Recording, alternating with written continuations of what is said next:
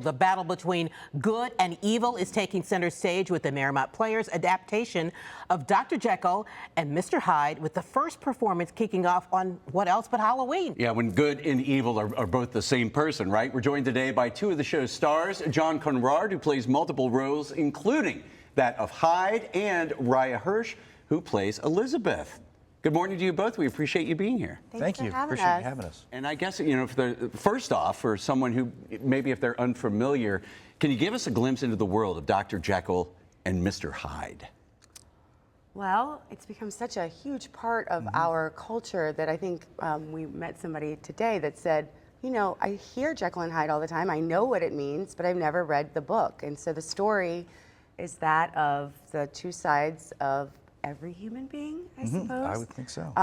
Teased out in a spooky and foggy Victorian London, and it just, I think, really reveals what is underneath our public or forward-facing masks. Yeah, I love that idea. And I don't, John, what is the biggest challenge maybe for you portraying multiple sides of Hyde? It's really all about finding what makes each of them different. One Hyde might be filled with rage, another might be filled with desire, another might be mischievous. And it's adapting a different, maybe a dialect or an inflection, some different movements that we might have. But at the same time, you want to make some similarities in there so that the audience says, oh, that's still Hyde, even though it's different. Full range. Absolutely. Yeah. Yeah. Unfortunately, I'm though like of that age where I can't get the Bugs Bunny version out of my head. I keep picturing that version of Jekyll and Hyde. But Raya, I have to ask you though, playing Elizabeth. I mean, you're such an essential character to the whole plot of this here. Can you tell us a little bit about her and her relationship with Jekyll and Hyde? I think Elizabeth is used, you know, she's not in the book. And so I think Jeffrey Hatcher uses her as a literary device to throw into starker relief the two sides of that man. So she's very drawn to the Hyde side. Elizabeth comes from, it sounds like, a rough background. Her mother's an alcoholic, and I think that she's pretty poor. And so there's something comforting about the darker side of Jekyll, who she finds to be quite intimidating as a gentleman and a doctor. Eventually, when she reconciles that she can handle both of them, I wouldn't say she reconciles it successfully, but she, I think, is used to show that that is really the duality of human nature. What would you say is the most challenging or maybe surprising aspect of preparing for your roles? I'm sure it was challenging, had to be.